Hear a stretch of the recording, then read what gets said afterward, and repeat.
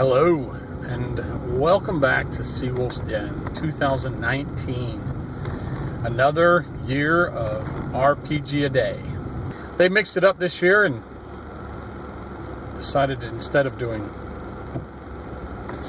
questions, they did words. I'm up for the challenge. They also stressed the point that it's about a conversation. It needs to be positive. This world needs more positivity. I'm sure we all know. The division going on here in the United States and all the ugliness going on both sides. I tend to use my RPG games to escape reality like I did when I was a kid. Instead of escaping bullies and being the outcast in middle school and high school, I'm escaping endless debt, screaming politicians, and frustrating opinions.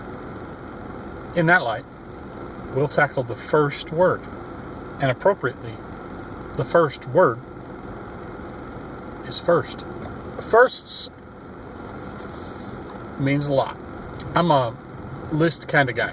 If you look at my website, you'll see all kinds of lists. Lists of RPG campaigns. Lists of RPG one-shots. Lists of the games I play. Lists of the conventions I've been to. And lists of lots of other things.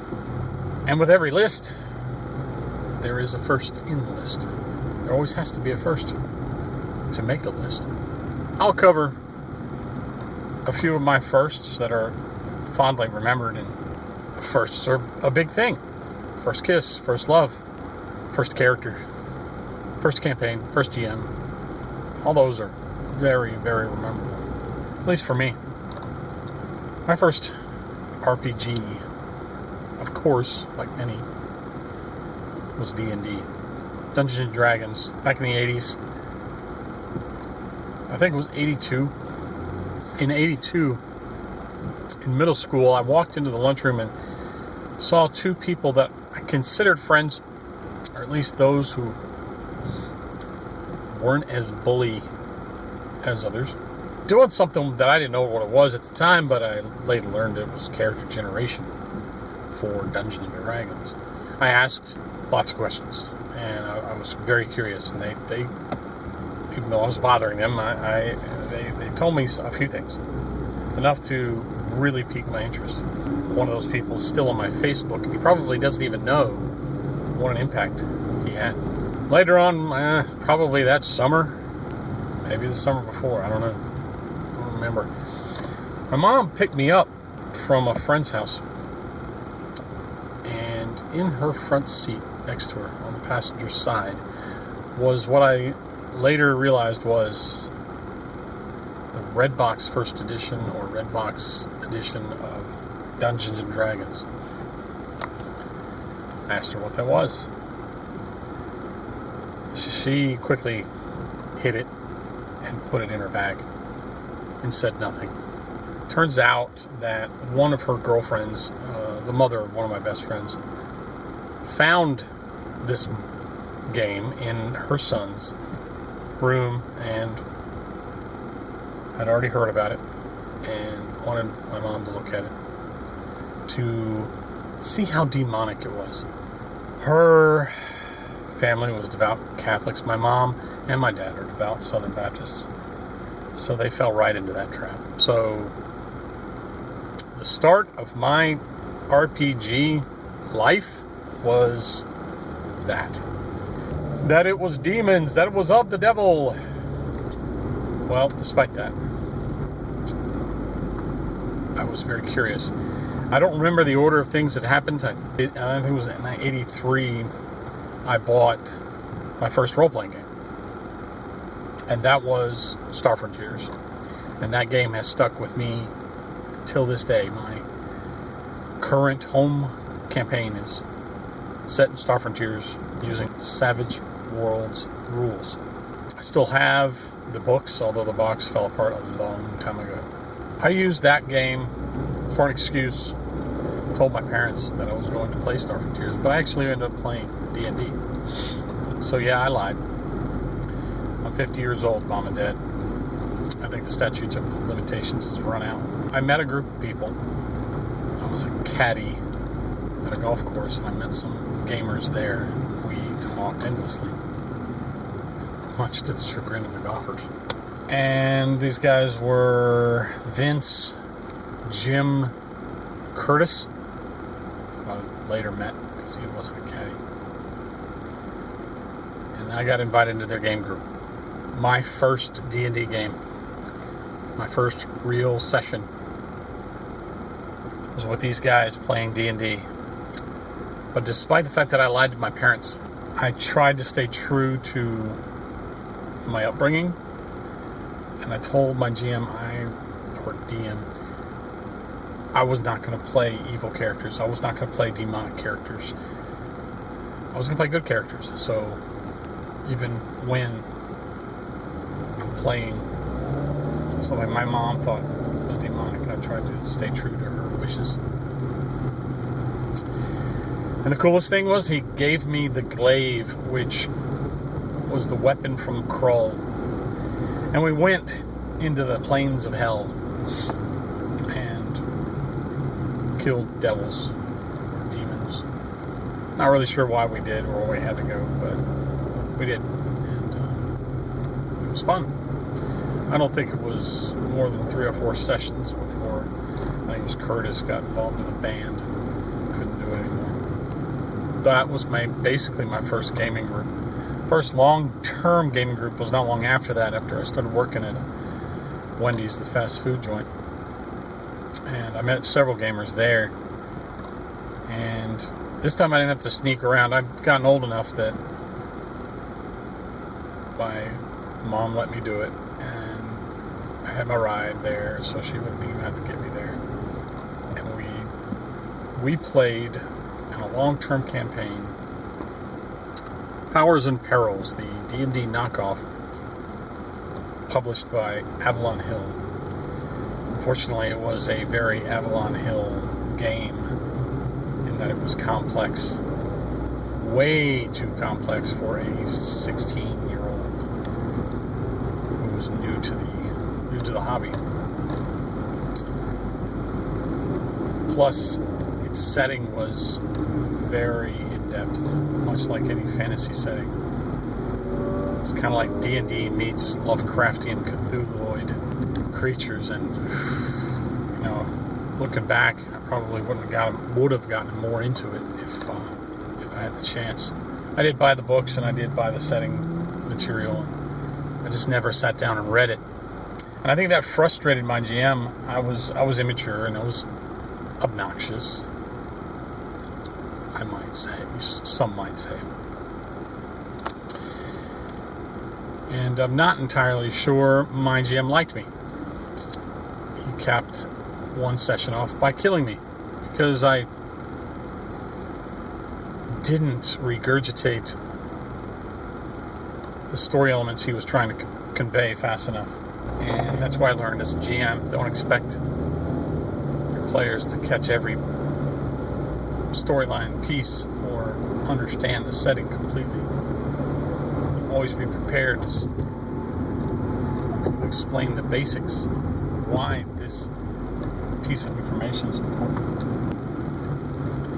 He killed me, and instead of just kicking me out, which at least he didn't do that, I created a new character, and I continued to play well into my college years. Despite the fact that maybe I wasn't entirely mature enough to play, or the game master didn't necessarily like me, I still have fond memories of it. My first 24-hour game, we had a sleepover there, and we played for 24 hours. Unforgettable. So fun. John Tyler was the GM, and we ended up parting ways about halfway through my college years. On not great terms. I still have the scar where he punched me. I think I kind of set him off with a few unkind words. And I regret a lot of that. This is kind of cathartic in a way to remember this. But in the vein of RPG a day, I want to lift this up as a positive experience. It helped me mature as a gamer. I realized many things. He also inspired me to be a GM. So the first time I was a GM, Game Master, I played that Star Frontiers game I bought so many years ago. And yeah, it was a convoluted campaign of weird elements, stuff I liked. I was reading Dragonlance at the time. Started bringing those elements into a science fiction setting. I might as well be playing D&D, but with laser guns. Brought my own version of Jedi powers into the game. And it really just converted the Powers and Perils magic system into Star Frontiers. Way too complex. It's on my website. So that was my first campaign. And a lot of firsts in there. I just had a lot of fun. I don't care. I look back at those, despite the power gaming silliness. I merged in Visitors from V the miniseries and V the Final Battle. Obsessed with those movies. Of course, Battlestar Galactica and Star Wars, of course. It's a big influence on me. Moving on, college years. It took me a couple of years to get involved with a gaming club on campus called the Science Fiction Fantasy Guild of UNC Charlotte. Man, I was home. When I met that group, I felt so at home. It helped me mature as well. It kept me from transferring out of Charlotte. Out of that was many firsts. Many firsts. One of those was my first Call of Cthulhu game. I don't know what it is about Call of Cthulhu, but in most gamers that have played it, that have had any kind of experience in gaming, have played it, have a special place for that game. There are a few that don't like it. I get that. I love it. It got me to branch out and run something different. I found it so easy to run, and it helped me hone my storytelling when I did run it. My first Call of Cthulhu was with a game master named Jerry. Met him at the Guild. He was the vice president. Very, very good storyteller, and he had me on my edge of my seat. At the time, I had heard of Lovecraft, and I actually had read one of his short stories. Freaked me out, but it wasn't one of the Cthulhu type stories. It was just The Vault, which is more just a spooky short story. But I had no idea about the cosmic horror that it was about. And I was, as a young gamer, still kind of hanging on to my mom and dad's stance on D&D and all this gaming stuff. And here I am going into a game where there are other gods, elder gods. Getting into the demonic stuff, well, it was all good. Once I got explained the cosmic horror aspect of it, I was so fascinated from just to understand, it drew me in ancient alien type stuff and mind-bending cosmic horror. It just took me and drew me in. It was an amazing experience. We met 2 or 3 nights in a row. 2 or 3 nights. It was just like maybe 4 sessions for this one adventure. And so many things came out of that. And that started me down the path of running that. And I run that. It's one of my go-tos. Call of Cthulhu. Highly recommended. There are tons of other firsts that happened after that. First convention. Of course. Well, first convention was more fandom, and I saw the gaming, was interested in it. Started with Dragon Con, Baptism by Fire, but at that time, in 1989, it wasn't what it is now. It was just starting out. But it was still pretty big. It was still pretty awe-inspiring. I didn't get into running conventions until later, 90s, late 90s. I'd already been coordinating GMs for the Guild and other conventions, like there was Rock 96.5, the precursor to Mace, and StellarCon. I did that a couple years in a row, and they just kind of noticed that I could organize things pretty well. So they asked me to come on board. So the first convention I coordinated was StellarCon. Gaming was limited, but it started me down a path that's brought me to today. Mace was after that, Mace in 2000. And StellarCon and Mace were my two main conventions for about 6 years.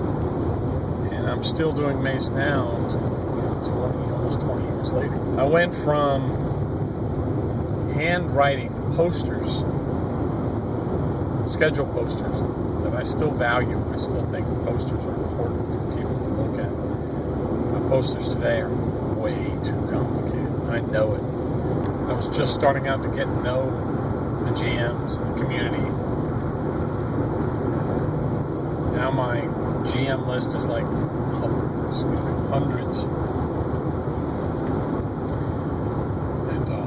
And Mace went from 30 games, maybe, to 400, 450.